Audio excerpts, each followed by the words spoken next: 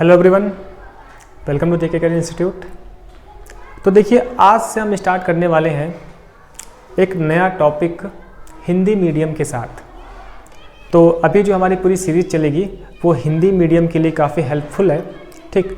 और जितना भी हमारे पास रिक्वायरमेंट है 11th और बोर्ड के पॉइंट ऑफ व्यू से, ठीक है, टिपिकली बोर्ड को टारगेटेड करते हुए, ठीक है, आपके स्कूल के एग्ज़ाम को टारगेटेड करते हुए एनसीईआरटी में जितना भी सिलेबस है उस सिलेबस को हम लोग कवर करेंगे हिंदी मीडियम के साथ, ठीक है, और मिनिमम लेक्चर्स में एकदम इफ़ेक्टिव तरीके से, ठीक है।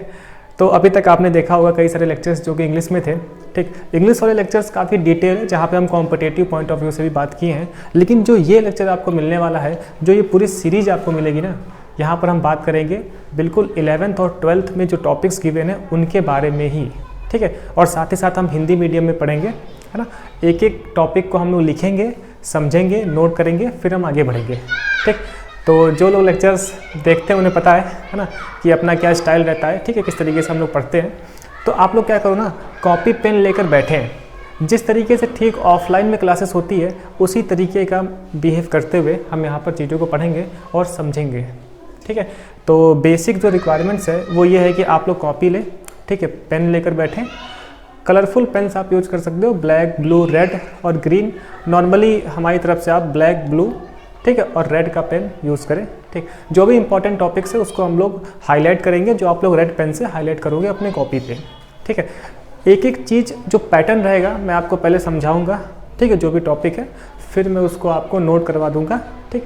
फिर वहाँ पर छोटी छोटी बातें जो क्लास के दौरान ही आपको सीखने को मिलेगी, ठीक है।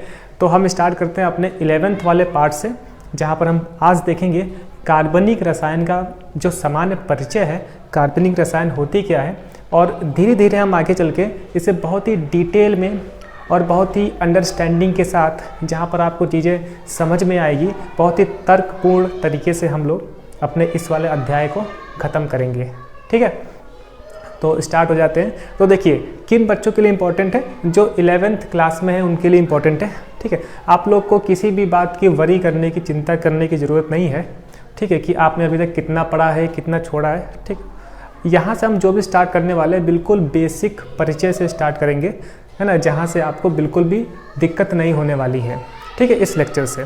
अगर आप ये पूरा कंप्लीट कोर्स देख लेते हैं ना, जो भी चैप्टर्स हम आगे चल के पढ़ने वाले हैं, फिर आपको 12वीं क्लास के लिए बहुत ही आसानी हो जाएगी। 12वीं में फिर इस वाले पार्ट से जितना भी कुछ आने वाला है, ये बेसिकली रसायन का जो पार्ट है, जो कार्बनिक वाला पार्ट है, काफ़ी ज़्यादा, है ना, कॉन्सेप्चुअल। यहाँ पर किसी भी प्रकार का आंकिक प्रश्न नहीं होता है, कोई भी न्यूमेरिकल क्वेश्चंस नहीं होते, हम जानते हैं, सब कुछ थ्योरी के फॉर्म में होता है। हमारे पास अभिक्रियाएं होती है, ठीक है, कॉन्सेप्ट होते हैं, हमें समझना होता है, कैसे समझना है हम एक एक बात आपको समझाते चलेंगे, ठीक है। तो तक ठीक है, तो आप लोग कॉपी पेन लेकर बैठ जाएं, और जैसे जैसे हम लोग आगे बढ़ेंगे वैसे वैसे आपको फील आएगा, वैसे वैसे आपको चीज़ों को समझने में आसानी मिलेगी, और धीरे धीरे आप मुझे और भी अच्छे से समझ पाओगे, ठीक है जी। चलिए, तो स्टार्ट करते हैं जो अपना एनसीईआरटी के अकॉर्डिंग, है ना, चैप्टर नंबर अगर हम बोले तो अध्याय अपना 12 है, ठीक है, जिसका नाम आप जानते हो, ठीक, कार्बनिक रसायन, ठीक है, जहाँ पर लिखा हुआ है ना, मूलभूत सिद्धांत और तकनीकें। तो इसी के बारे में हम लोग आज बात करने वाले हैं, ठीक है। तो थोड़े बहुत इंग्लिश के वर्ड हो सकता है कि गलती से निकल जाए, ठीक, तो उसको आप लोग ना सुने। जितना भी कंटेंट होगा ना, कंटेंट वाइज, ऐसा तो है नहीं कि आप बिल्कुल अपनी ज़िंदगी में हिंदी बोलते हो, हर चीज़ को हिंदी में बोलते हो, ऐसा तो है नहीं ना, ठीक। जितना भी कुछ पढ़ेंगे ना वो हम हिंदी में पढ़ेंगे, जितना भी लिखेंगे हम हिंदी में लिखेंगे, ठीक। हमारी और आपस में कुछ आपकी बात हो सकती है जो कि इंग्लिश में हो जाए, कुछ वर्ड्स में इंग्लिश का यूज़ कर लूँ, तो उससे आपको नाराज़ नहीं होना है, ठीक है। और मैं अभी से बता दूँ, बहुत ज़्यादा हिंदी आपको देखने की ज़रूरत नहीं है, यानी कि बहुत ज़्यादा हिंदी का ज्ञाता मैं भी नहीं हूँ, है ना, कुछ मात्राएं इधर उधर हो सकती है, उसको आप लोग समझ सकते हो। बेसिक जो यहाँ पर आप सीखने आए हो ना, वो आपको भरपूर मिलेगा, है ना। ये नहीं कि आप मेरी हिंदी चेक करने लगना है यहाँ पर, ठीक है। तो ये हिंदी वाला जो भी कोर्स है वो आपकी डिमांड पे है ना, वरना नॉर्मल आप जानते हो कि इंग्लिश में तो पूरी दुनिया पढ़ा रही है, ठीक। लेकिन ये पूरा सिलेबस, पूरा कोर्स आपके लिए बन रहा है, ठीक है, जो कि प्रॉपर पूरा हिंदी मीडियम में है, ठीक है। चलिए अब स्टार्ट करते हैं। ये तो ज्ञान की बातें हो गई, ठीक, कि कैसे कैसे हमें पढ़ना है और किन किन चीज़ों को आपको समझने की रिक्वायरमेंट है। मैं हर क्लास में आपको बताता रहूँगा कि क्या इंपॉर्टेंट है, क्या किस प्रकार के क्वेश्चंस हमारे एग्ज़ाम में आते हैं, है ना, किस प्रकार के है ना, किस प्रकार के टॉपिक 12th के लिए इंपॉर्टेंट है ना, किस प्रकार के टॉपिक आने वाले चैप्टर के लिए इंपॉर्टेंट है, ठीक है, और इस पार्ट में, इस चैप्टर में ओवरऑल हमें कितना अच्छे से पढ़ना है ना। तो यहाँ तक मेरे ख्याल से आपको क्लियर है। चलिए अब स्टार्ट करते हैं हम। हाँ जी, तो जैसा जैसा मैं आपको करता जाऊँगा, है ना, वैसे वैसे आप लोग फॉलो करते जाएंगे, ठीक। तो प्रॉपर हम लोग हेडिंग लिखेंगे, चीज़ों को समझेंगे, नोट करेंगे, फिर आगे बढ़ेंगे, ठीक। और जितने भी लेक्चर्स होंगे आपके 45 मिनट के आसपास के लेक्चर होंगे, तो आपको देखने में भी आसानी रहेगी, है ना, इतने ज़्यादा आपको प्रॉब्लम भी नहीं होने वाली है। चलिए, तो हम अगर स्टार्ट करें, जो कि अपना ये नया पार्ट है ना, नया अध्याय है ना, NCERT के अनुसार अध्याय नंबर 12, ठीक, जिसे हम क्या बोलते हैं सर, जिसे हम लोग बोल रहे हैं कार्बनिक, है ना, रसायन। अब देखिए, थोड़ा बहुत हम डिटेल से अगर हम बात कर लें तो आपको पता है कि अपने रसायन विज्ञान के 3 पार्ट होते हैं, है ना। बेसिकली आपने सुना भी होगा कि कार्बनिक रसायन, अकार्बनिक रसायन और भौतिक रसायन, है ना, फिजिकल केमिस्ट्री जिसे हम बोला करते हैं। तो अभी हम कार्बनिक रसायन को ना बहुत ही डिटेल से डील करने वाले हैं, जिससे कि आपके अंदर किसी भी प्रकार का दुख, तकलीफ, दर्द नहीं रहेगा, है ना। चलिए, तो सर अपना जो चैप्टर है वो क्या है सर, कार्बनिक रसायन। अब देखिए, कार्बनिक रसायन, ठीक है, इतना लिखने से काम चल जाएगा, है ना मेरा। अब पूरा नाम क्या लिखा हुआ है सर, कार्बनिक रसायन, ठीक, कुछ मूलभूत सिद्धांत तथा तकनीकें, ठीक है, NCERT के अनुसार जो पाठ का नाम है, ठीक। हम इसे नॉर्मल कार्बनिक रसायन के नाम से पढ़ते हैं, ठीक। ये अपना हो गया कार्बनिक रसायन। हाँ जी, तो जो अपना अध्याय है ना, जो अपना लेसन है, वो लेसन या फिर हम बोल सकते हैं चैप्टर नंबर 12 है NCERT के अकॉर्डिंग। हाँ जी, चलिए, अब देखिए, अब जितना भी ये पार्ट है ना, ये बेसिकली थोड़ा बहुत हम लोग हाई स्कूल में पढ़ के आते हैं, लेकिन मैं यहाँ पर इस तरीके से पढ़ा रहा हूँ कि आपने कुछ भी नहीं पढ़ा है और एक एक चीज़ को मैं डिटेल से पढ़ाऊँगा, है ना, और चीज़ें आपको समझ में आएगी। तो सबसे पहले तो सर ये वर्ड आता है ना कि कार्बनिक का मतलब क्या होता है, कार्बनिक रसायन क्या होता है, ठीक। तो सबसे पहले हम यही समझने वाले हैं कि सर कार्बनिक रसायन क्या होता है, ठीक है। तो इसको समझने के लिए थोड़ा बहुत हम डिटेल से बातें करने वाले हैं, थोड़ा बहुत इसके हम हिस्ट्री के बारे में बात करने वाले हैं, ठीक है। फिर वहाँ से हमें एक कॉन्सेप्ट मिलेगा फिर, ठीक है, और एक क्वेश्चन भी हमारे एग्जाम में आता है, ठीक। तो चलिए हम स्टार्ट करते हैं सर। जो अपना फर्स्ट टॉपिक है, ठीक है, इस चैप्टर में, वो है सर अपना ना फर्स्ट टॉपिक हमने जैसे ए बोल दिया, ठीक, कार्बनिक रसायन का उद्भव, है ना, इसे हम बोल सकते हैं सर कार्बनिक, ठीक है, रसायन का उद्भव यानी इतिहास, है ना। अब इतिहास में लिख दूँ, ठीक है, ये चीज़। तो कार्बनिक रसायन का इतिहास, बेसिकली कहाँ से चीज़ें स्टार्ट हुई, कैसे कैसे हमें चीज़ें समझ में आई, ठीक है, उन सभी चीज़ों का हम लोग समझेंगे। मैं बोर्ड पे कोई भी वर्ड, है ना, कोशिश करूँगा कि इंग्लिश में ना लिखूँ, ठीक है, आपको देखता हुआ हर वर्ड हिंदी में ही लिखूँ, है ना। कुछ वर्ड्स के इंग्लिश में आपको मीनिंग पता होनी चाहिए, उसका मैं आपको बता दूंगा, ठीक है जी, ये चीज़। तो देखिए, हमें ये सीखना है कि सर कार्बनिक रसायन का इतिहास, यानी कि किस तरीके से कार्बनिक रसायन बना, किस तरीके से ये सोचा गया कि कार्बनिक जैसा कोई शब्द हो सकता है और कार्बनिक रसायन बन सकती है, कैसे सोचा गया, ठीक।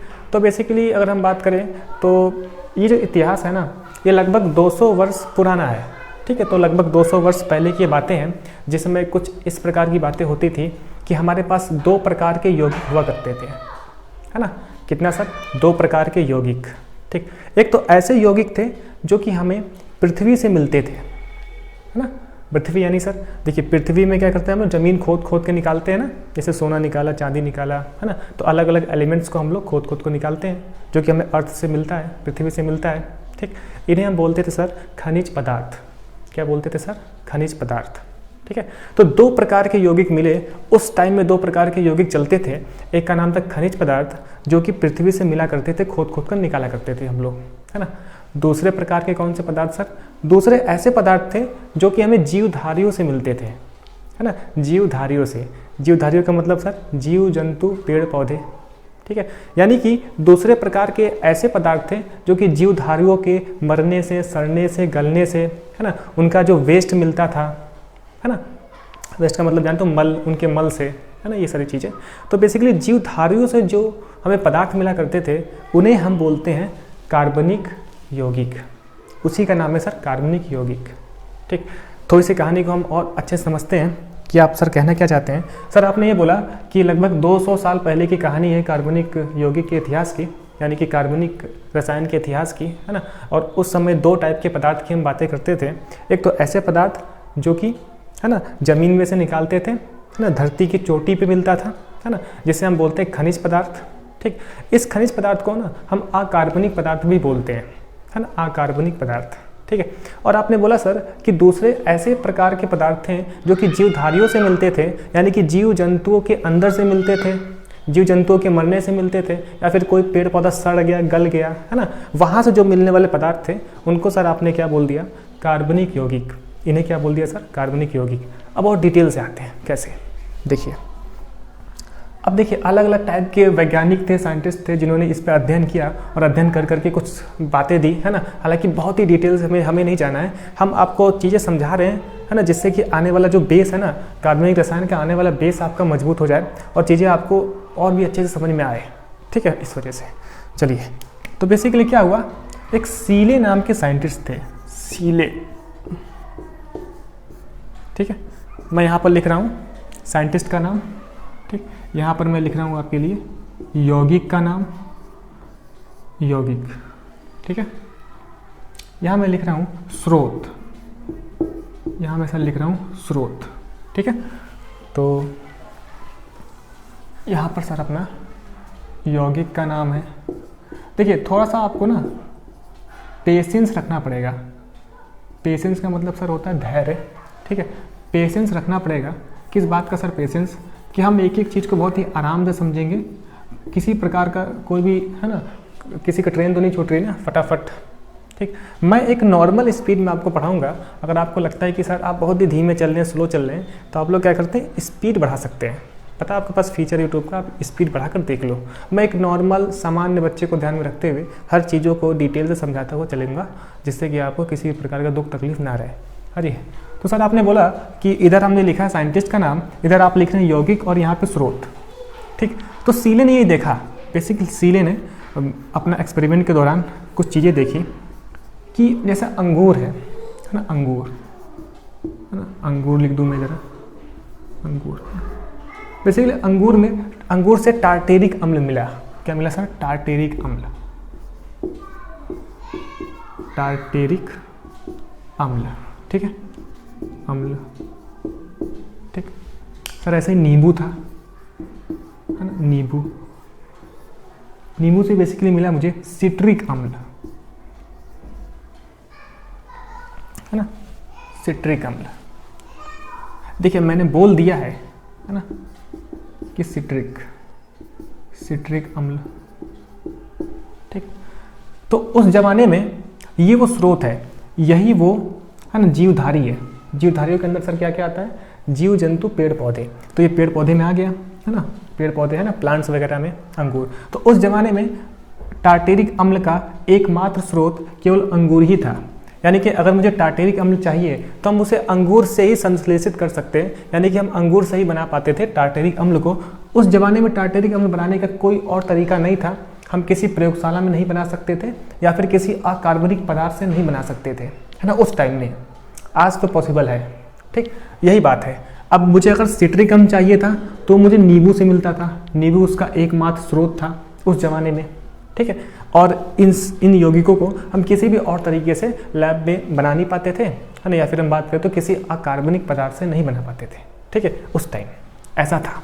ठीक, अच्छा, तो लंबी कहानी, थोड़ा सा ध्यान रखें, मजा आएगा आपको। एक राउल नाम के साइंटिस्ट थे, राउल।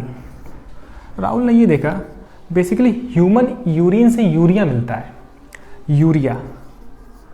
अब देखिए यूरिया आज के टाइम में अलग अलग तरीके से बनाया जा सकता है, जो कि हम आगे चल के पढ़ेंगे, लेकिन उस जमाने में ह्यूमन यूरिन एकमात्र तरीका था यूरिया पाने का, है ना, जिसे हम मानव मूत्र करके बोलते हैं, ह्यूमन यूरिन। अब देखो कुछ वर्ड ऐसे होते हैं जिसे इंग्लिश में लिखा जाए तो वो सभ्य लगता है ना, सभ्य लगता है। अभी इसे हिंदी में लिख दूंगा तो काफ़ी असभ्य लगता है। ठीक ठीक है, तो बात समझ में आ गई मेरे ख्याल से आपको कि यूरिया पाने का एकमात्र तरीका सा था ह्यूमन यूरिन, ठीक है, और ये वो स्रोत है। हाँ जी, ऐसा ही सर। और बताइए, एक नाम के और साइंटिस्ट थे जिनका नाम था सर टर्नर, है ना, सर टर्नर। थोड़ी सी मेरी हिंदी कमज़ोर है ना, मैं बोल दिया हूँ, ठीक है।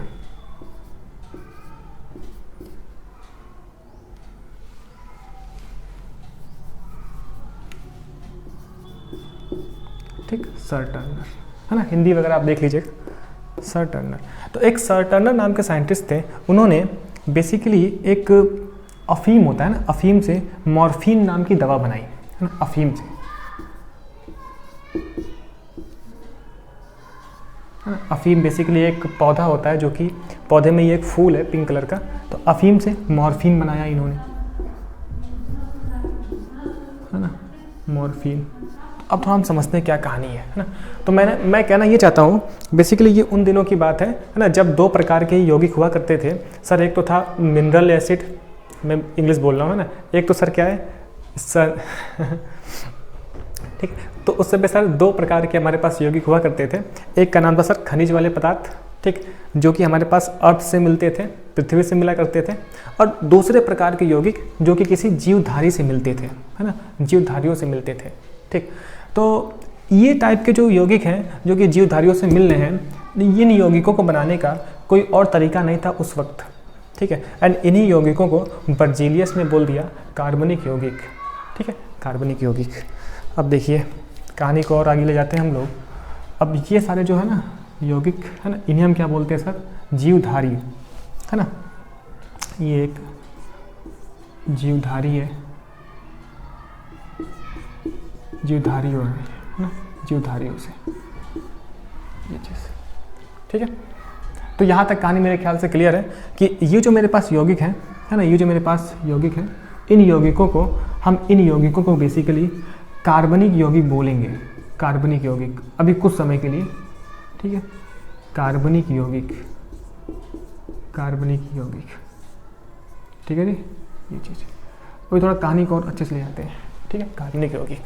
तो बर्जीलियस नाम के साइंटिस्ट थे, बर्जीलियस नाम के साइंटिस्ट ने, है ना, इन सभी यौगिकों को कार्बनिक यौगिक बोल दिया उस समय, है ना, कार्बनिक यौगिक बोल दिया। और कार्बनिक यौगिक बोलने के पीछे एक तर्क भी दिया उन्होंने ये तर्क दिया कि भाई साहब इन सभी यौगिकों को हम एकमात्र, इनका एक ही स्रोत होता है ये, है ना, जो कि कोई जीवधारी होगा, ठीक। ऐसा इसलिए होता है क्योंकि इनके अंदर कोई जैव शक्ति होती है, ठीक है, इनके अंदर किसी प्रकार का जैव शक्ति होता है, ठीक। फिर यहाँ से हमारे पास एक नया कॉन्सेप्ट आता है जिसका नाम सर क्या है, जैव शक्ति सिद्धांत, ठीक है, जैव, ठीक है, शक्ति सिद्धांत, ठीक है, इस तरीके से जैव शक्ति सिद्धांत, ठीक।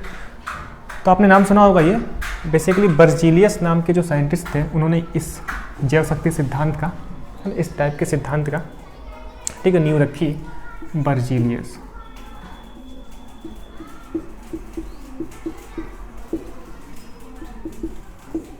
ठीक। तो यहाँ से हमारे पास एक थ्योरी आती है, एक सिद्धांत आता है जो कि है जैव शक्ति सिद्धांत, ठीक। तो यहाँ तक हमने ये समझा कि बेसिकली हमारे पास कुछ ऐसे यौगिक थे जिनका एकमात्र स्रोत क्या था, वो जीवधारी था, है ना, पेड़ पौधे जीव जंतु था, ठीक। इन्हीं टाइप के हम यौगिकों को क्या बोल देते हैं सर, कार्बनिक यौगिक बोल देते हैं, है ना। उस समय क्या बोल दिया गया, कार्बनिक यौगिक, ठीक। कार्बनिक यौगिक किन्होंने बोला, बर्जीलियस ने बोला। किसने बोला, बर्जीलियस ने, ठीक। अच्छा, और हमने ये सीखा कि इन यौगिकों को, है ना, उस समय प्राप्त करने का इनका स्रोत ही एकमात्र तरीका था। इन यौगिकों को बनाने का कोई और तरीका नहीं था, है ना, ना ही कोई लैब मेथड था, है ना, ना ही किसी कार्बनिक पदार्थ से था, ना ही किसी खनिज पदार्थ से था, ठीक है।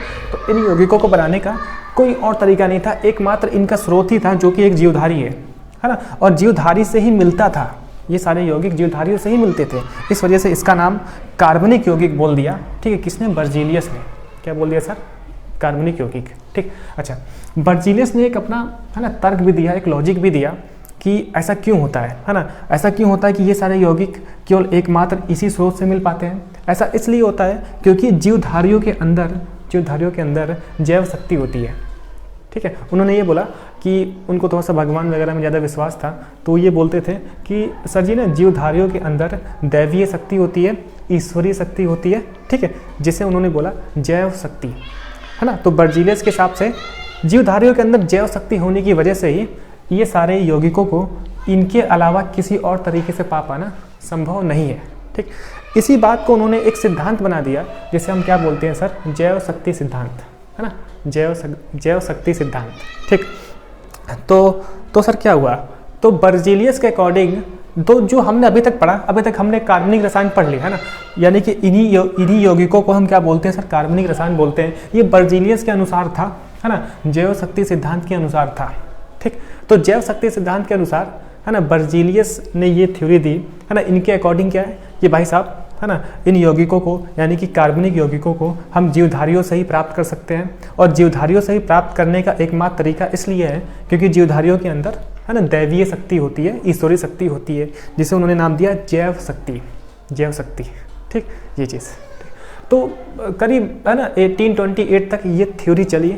उसके बाद में ये थ्योरी, है ना, अस्तित्वहीन हो गई, है ना, अस्तित्वहीन। क्यों अस्तित्वहीन, उस पर आते हैं। ठीक, तो मेरे ख्याल से यहाँ तक आपको क्लियर है। ठीक, तो बर्जीलियस के अकॉर्डिंग तक कार्बनिक यौगिक इन्हें बोला जाता है। अभी मैं कहानी को और आगे लेके चलता हूँ। ठीक, फिर आपको थोड़ा सा अच्छे समझ में आएगा। ठीक है, थोड़ा सा अभी मैं, है ना, चीज़ों को पर्दा उठाऊंगा, है ना, आपको और भी डिटेल से मज़ा आएगा। ठीक, तो ये पहली क्लास है।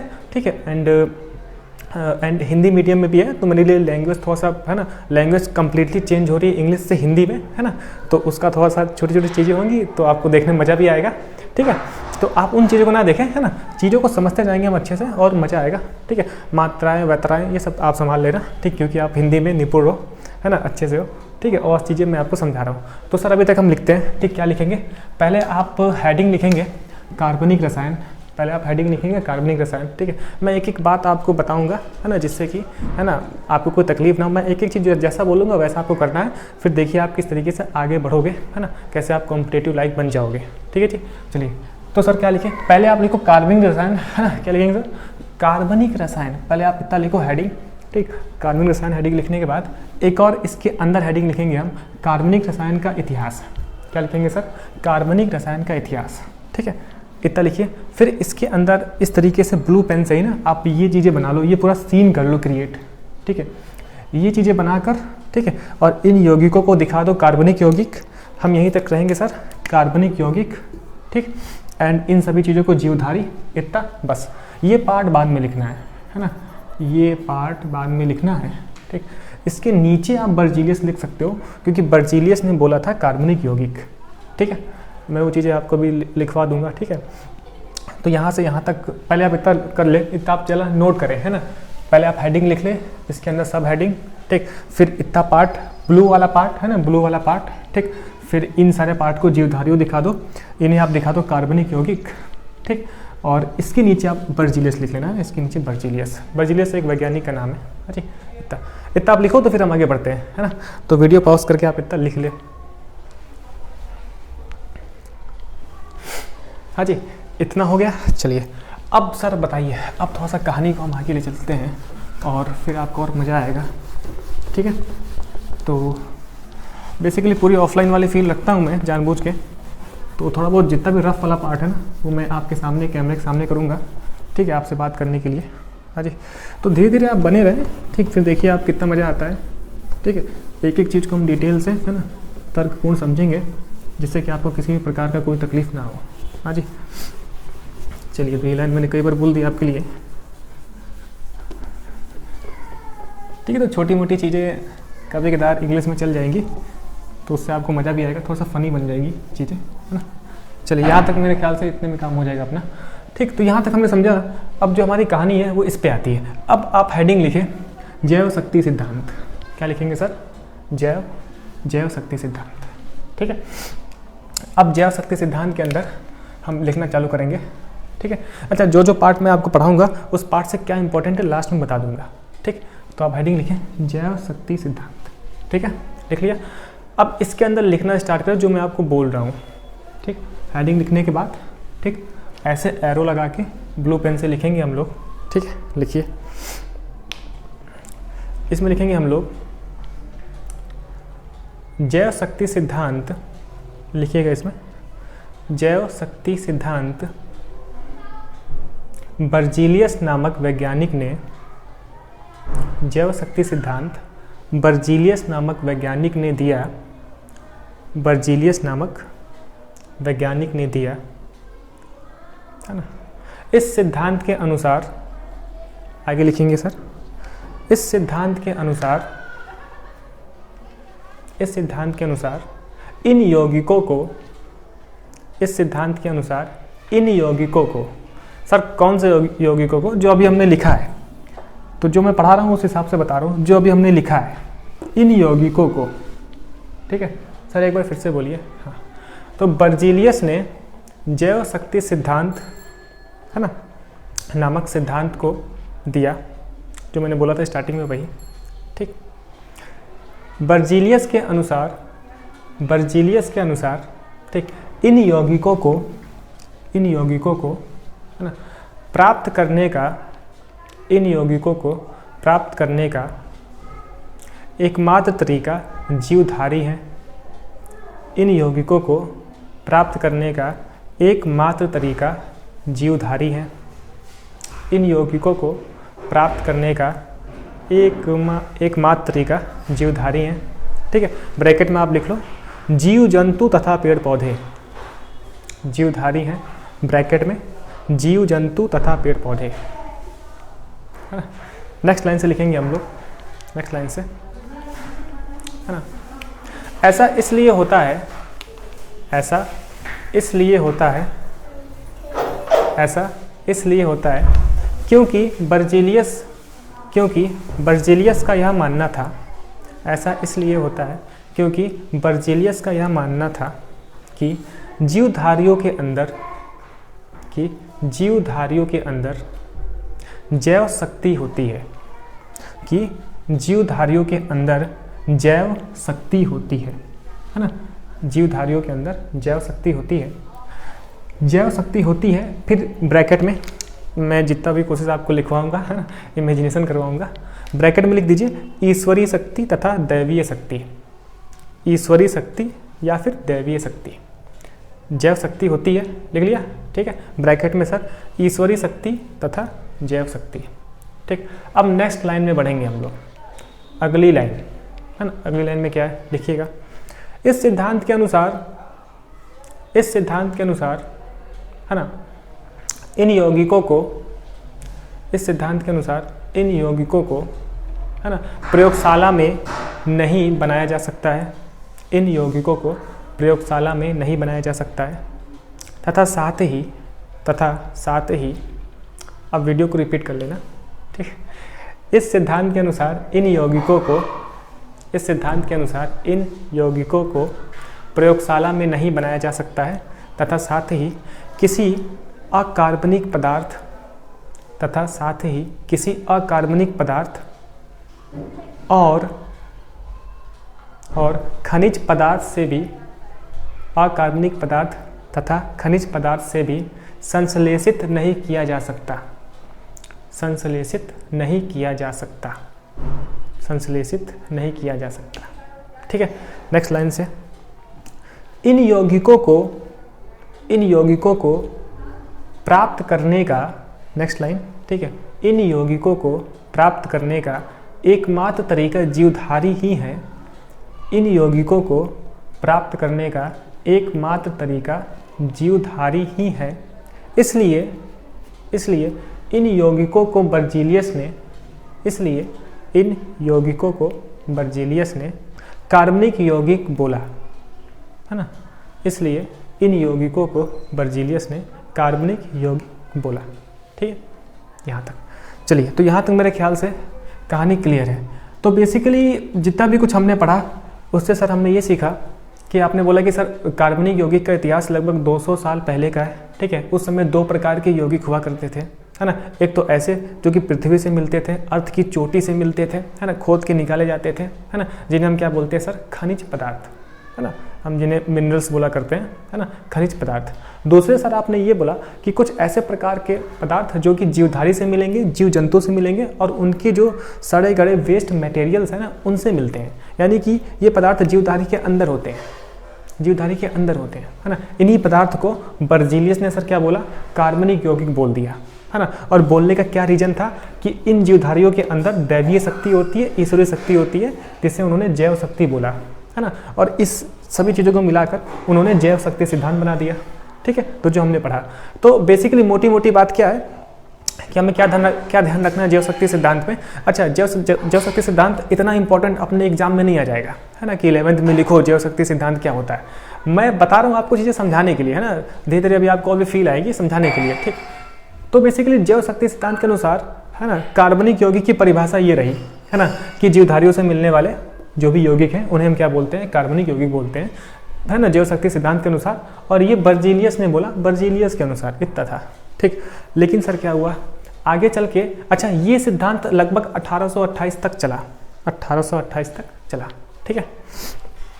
तो बेसिकली सर क्या हुआ कि 18, अब ये चीज़ याद नहीं रखनी, मैं समझाने के लिए बता रहा हूँ, है ना। तो लगभग 1828 तक चला कि भाई साहब इन्हीं सभी यौगिक को हम क्या बोलते हैं सर, कार्बनिक यौगिक बोलते हैं। अब इन यौगिक को हम लोग ना ही प्रयोगशाला में बना पाएंगे, ना ही किसी अकार्बनिक पदार्थ से बना पाएंगे, है ना, या फिर ना ही किसी खनिज पदार्थ से बना पाएंगे। तो इनका एकमात्र स्रोत क्या है, जीवधारी ही है और कुछ भी नहीं है ना, ठीक। ऐसा 1828 तक चला, ठीक। लेकिन क्या हुआ 1828 के बाद, 1828 के बाद बेसिकली एक बहुत बड़ा तूफान आया, है ना, बहुत बड़ा तूफान आया है ना जैव शक्ति सिद्धांत को। और एक ऐसी घटना घट गई जिससे कि जैव शक्ति सिद्धांत को बहुत ही धक्का लगा, सदमा लग गया, है ना। क्या लगा, है ना, उन दिनों बेसिकली क्या हुआ कि एक होलर नाम के साइंटिस्ट थे। क्या था सर, होलर, ठीक है, एक होलर नाम के वैज्ञानिक थे, है ना। तो होलर नाम के वैज्ञानिक ने ना बेसिकली अमोनियम साइनेट एक कंपाउंड है जिसका नाम है NH4CNO, अमोनियम साइनेट, ठीक है। तो अमोनियम, मेरे ख्याल से आप सुने होंगे,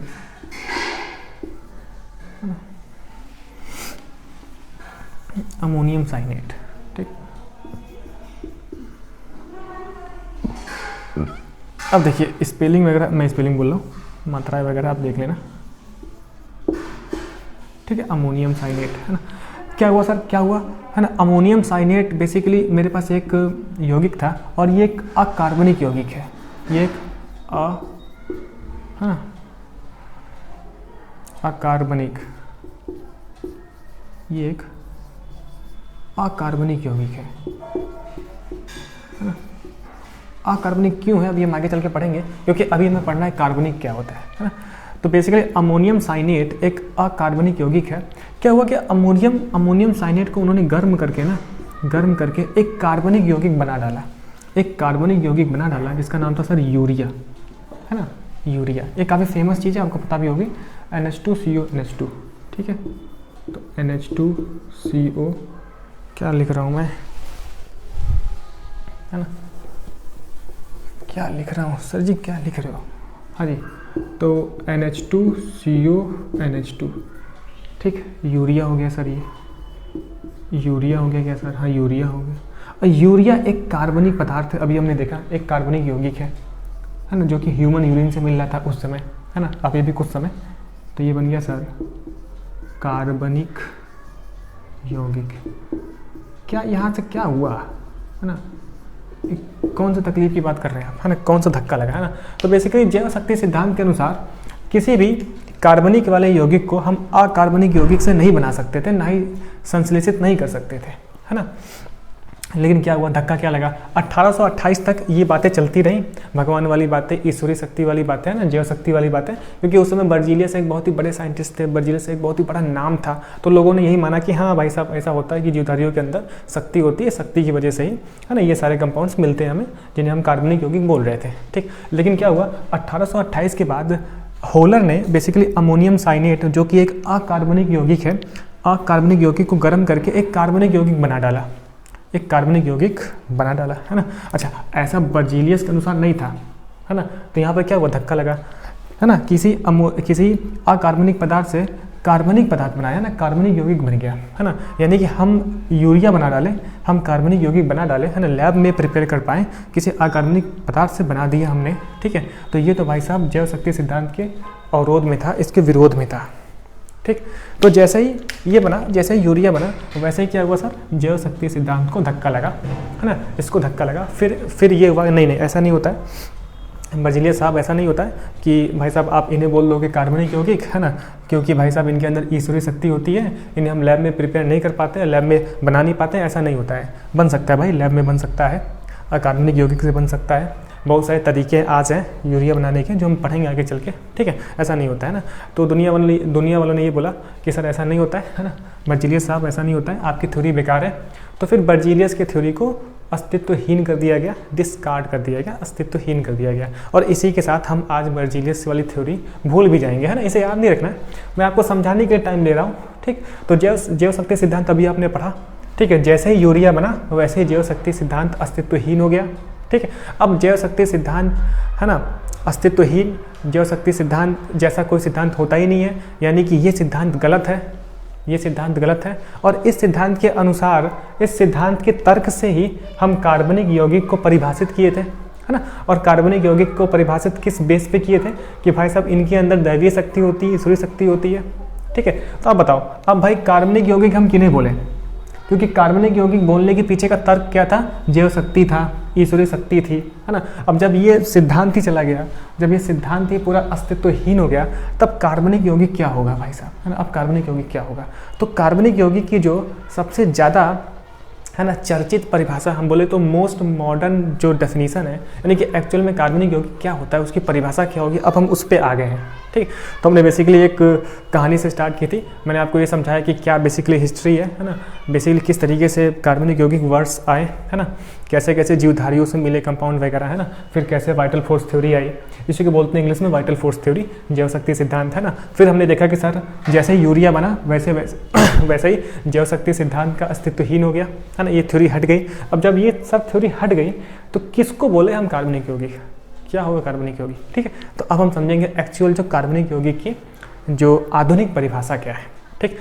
यहाँ से एक काम की बात है, क्या काम की बात है, पहली बार भाई साहब लैब में बना, है ना, पहली बार, है ना, चीज़ें खुश हुई, पहली बार लोगों को, है ना, खुशी मिली कि भाई साहब हम किसी कार्बनिक वाले पदार्थ को ना, किसी कार्बनिक वाले यौगिक को हम एक अकार्बनिक वाले यौगिक से बना सकते हैं, ठीक है। तो पहली बार, है ना, पहली बार लैब में बना यूरिया जो कि एक कार्बनिक वाला पदार्थ था। तो हमें ये याद रखना है, तो हमसे पूछा जाएगा कि पहला यौगिक जो कि लैब में बना, तो पहला यौगिक लैब में कौन बना, यूरिया बना, यूरिया बना, है ना, किससे बना, अमोनियम साइनेट से बना, जो कि होलर ने बनाया, होलर ने बनाया, ठीक है। तो ये बात आपको याद रखनी है। इस पूरे बात से जितना भी कुछ मैंने अभी तक बताया, इससे आपको एक अच्छा खासा आइडिया लगा होगा कि किस तरीके से कार्बनिक यौगिक की थोड़ी बहुत हिस्ट्री थी, है ना, कैसे मेरे पास जैव शक्ति सिद्धांत था, ठीक है।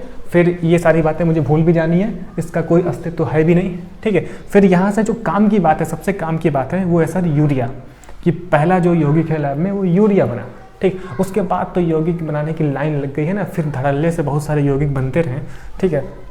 जैसे कि मैं एग्जांपल के लिए आपको बता दूं, मैं अभी लिखवाता हूं, तो इसे कहानी में समझा दूं, फिर लिखवाता हूं, ठीक है। फिर एक कोल्बे नाम के साइंटिस्ट थे, कोल्बे नाम के साइंटिस्ट ने एसिटिक एसिड बनाया, है ना, एसिटिक अम्ल बनाया, ठीक है। फिर एक हेनल नाम के साइंटिस्ट थे, उन्होंने एथिल अल्कोहल बनाया, ठीक है। फिर एक बर्थेलो नाम के साइंटिस्ट थे, उन्होंने मीथेन बनाया, ठीक है। मतलब कि फिर उसके बाद ऑर्गेनिक कंपाउंड की, कार्बनिक यौगिक की लाइन लग गई, फिर लगातार बनते गए, है ना, बहुत सारे बनते गए। तो यहाँ तक मेरे ख्याल से आपको कहानी क्लियर है, ठीक है। चलिए, तो अभी तक हमने लिखा सर जैव शक्ति सिद्धांत में कि जहाँ जो भी बात हमने लिखी अभी तक आपने इतना ही लिखा कि भाई साहब, है ना, लैब में नहीं बन सकता है ना, या फिर हम किसी अकार्बनिक पदार्थ से नहीं बना सकते हैं, ठीक। इतना कुछ हमने लिखा, ठीक। अब जितना भी आप लिखे हो ना, उसी के नीचे से स्टार्ट कर दो, उसी के नीचे से स्टार्ट करो, ठीक। लिखिएगा, है ना, एरो लगा के हम लिखेंगे, क्या लिखेंगे सर, है ना, देखिए 1828 तक, है ना, 1828 तक जैव शक्ति सिद्धांत चला, है ना। जितना मैंने लिखा था ना, जितनी भी कहानी मैंने अभी तक बांची, उससे पहले जो भी मैंने लिखा था, बोल के लिखवाया था, है ना, उसी के नीचे लिखना है। क्या लिखेंगे सर, हाँ, 1828 तक बर्जीलियस का सिद्धांत चला, 1828 तक, है ना। मैं एक थोड़े से लेमैन लैंग्वेज बता रहा हूँ, है ना, एक्चुअल में जहाँ पर चीज़ें आपको है ना एग्जाम में लिखनी है उसकी मैं प्रॉपर एक डेफिनेशन शुद्ध हिंदी में दूंगा, है ना। अभी मैं समझाने के लिए एक लेमैन का मतलब सर आपकी भाषा, है ना, जो आम बोलचाल भाषा, अब भोजपुरी में तो लिखवाऊंगा नहीं, है ना, तो ऐसे हिंदी में लिखेंगे हम लोग, ठीक है। तो सर आपने बोला कि 1828 तक, है ना, बर्जीलियस का सिद्धांत चला, है ना।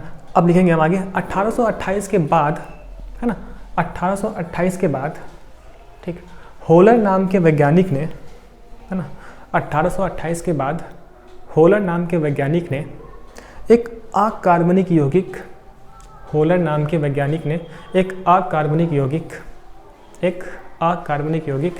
ब्रैकेट में लिखेंगे अमोनियम साइनेट, ब्रैकेट में लिखेंगे सर हम अमोनियम साइनेट, है ना, एक अकार्बनिक यौगिक अमोनियम साइनेट को गर्म करके, अमोनियम साइनेट को गर्म करके एक कार्बनिक यौगिक, है ना, फिर ब्रैकेट अमोनियम साइनेट को गर्म करके एक कार्बनिक यौगिक, है ना, ब्रैकेट में यूरिया, गर्म करके एक कार्बनिक यौगिक, ब्रैकेट में यूरिया का संश्लेषण किया, यूरिया का संश्लेषण किया। ये क्या होता है, मतलब बनाया, है ना, शुद्ध हिंदी अपनी भाषा में तो बनाया, है ना, संश्लेषण किया, है ना, इसका मतलब बनाया, ठीक है।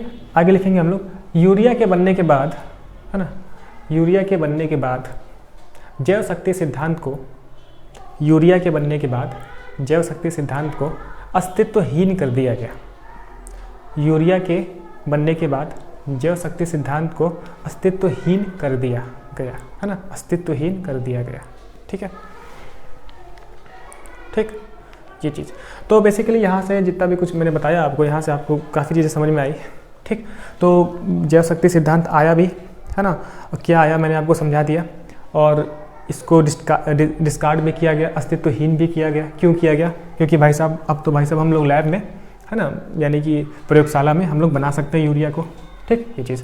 और पहला, अब आगे लिख लीजिएगा, है ना, आगे नेक्स्ट पॉइंट, ठीक है, नेक्स्ट पॉइंट लिखेंगे हम लोग, है ना, प्रयोगशाला में, मैं क्या बोलूँ, हाँ, प्रयोगशाला में, है ना, बना पहला कार्बनिक यौगिक, प्रयोगशाला में बना, है ना, पहला कार्बनिक यौगिक यूरिया है, प्रयोगशाला में बना पहला कार्बनिक यौगिक यूरिया है, ठीक।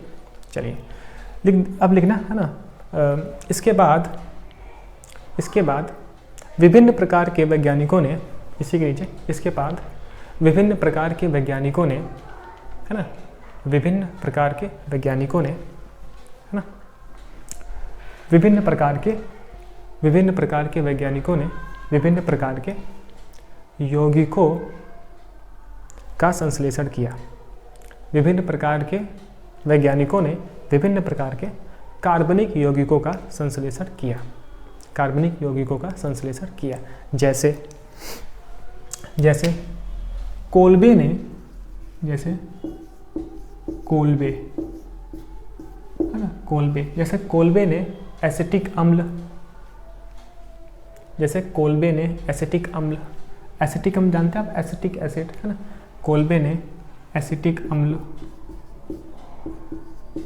अब देखिए हिंदी वाला काम मैं आपके ऊपर छोड़ रहा हूँ, लिखने वाला काम, है ना, इतना तो ठीक है ना, टाइम वेस्ट जाएगा मुझे लिखने में। कोल्बे ने एसिटिक अम्ल, कॉमा, हैनेल ने, हैनेल, ये सब याद नहीं रखना है जानकारी के लिए, कॉमा, हैनेल ने एथिल अल्कोहल,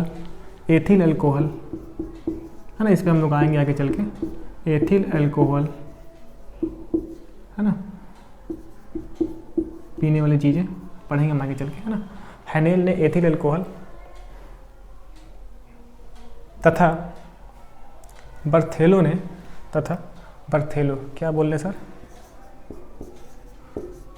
बर्थेलो तथा, है ना, बर्थेलो ने मीथेन का संश्लेषण किया, बर्थेलो ने मीथेन का संश्लेषण किया।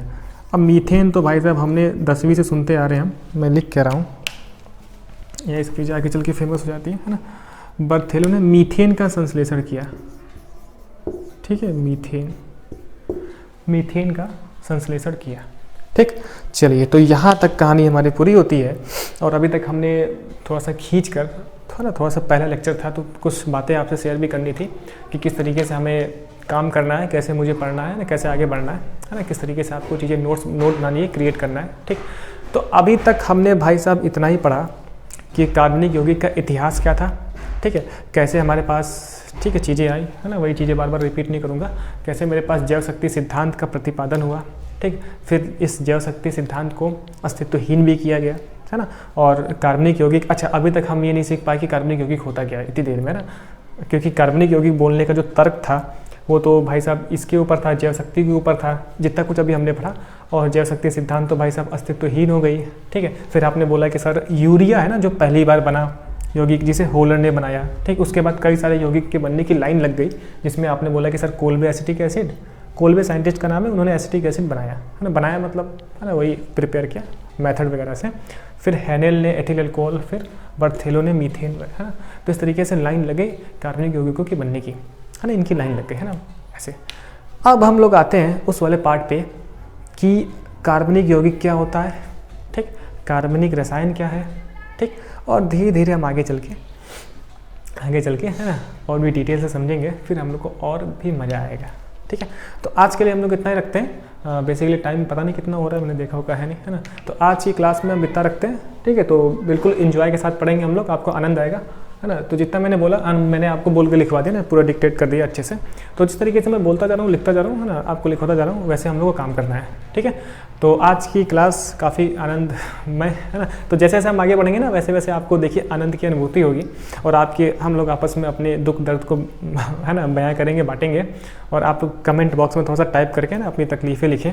ठीक है, और अभी तक कितना मज़ा आया, क्या भी कुछ भी आनंद आया, कुछ भी समझ में आया, है ना, किस हद तक हमें चीज़ें क्लियर होंगी, वो सब चीज़ें आप लोग बताओगे। ठीक है, और जैसे जैसे हम आगे बढ़ेंगे वैसे वैसे मैं आपकी हर दुख तकलीफ को ख़त्म करूँगा, है ना। हर मतलब दुख तकलीफ मतलब है ना, कोई भी आपको डाउट नहीं रहेगा, है ना, कौन सा टॉपिक पढ़ना है। अभी तो पहली क्लास है ना, मैं आपके मन की बातों को समझता चलूँगा, है ना। आपके मन में क्या क्या चलता है, क्या क्या नॉर्मल बच्चों के क्वेश्चंस होते हैं, वो सारे क्वेश्चंस मैं लेता चलूँगा, जिससे कि आपको कोई भी दिक्कत ना हो। ठीक है, तो ख़त्म करते हैं आज तक, है ना, यहाँ तक। तो यहाँ तक देखते रहने के लिए बहुत बहुत थैंक यू। अब हिंदी में तो भाई बहुत बहुत धन्यवाद। मिलते हैं अगले लेक्चर में।